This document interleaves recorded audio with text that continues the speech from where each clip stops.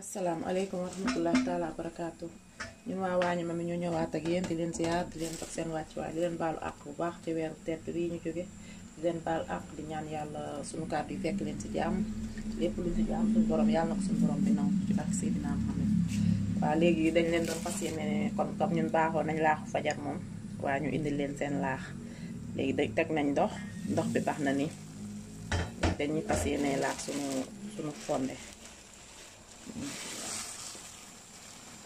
laax ko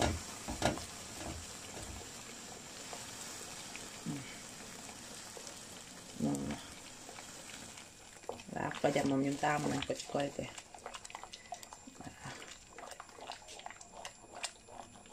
dañ koy laax nii ba mu di ko yëngal ba mu jóg ñu soog a bàyyi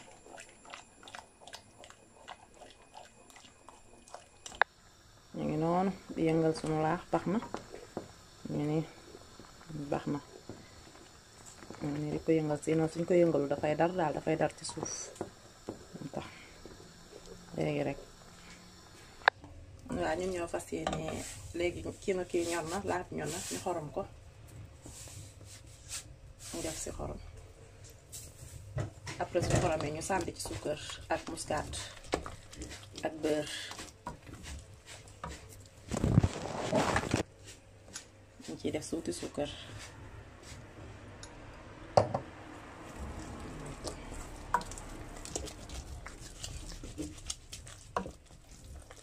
après ñu def ci sunu beurre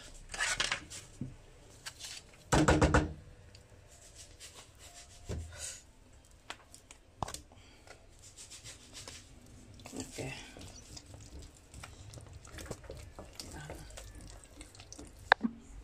waaw léegi ñu ngi defar suñu soow léegi dañ ci def panna ñu def suñu panna ñu defee panna après def ci suukar laax bi suukaroon nañu ko ñu koy def nañ ci suukar rangé ko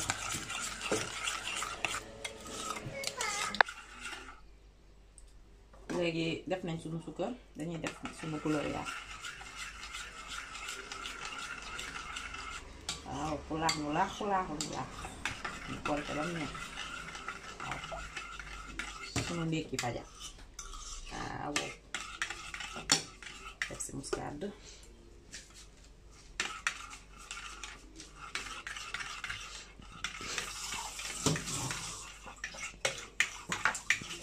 def si suñu essence vanille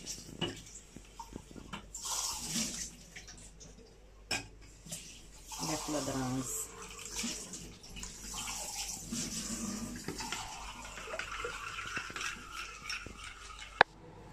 alors léegi seen laax gi noonu ceeb bi nañ ko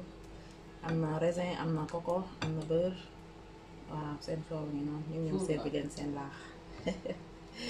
da gis te leen rees ak jàmm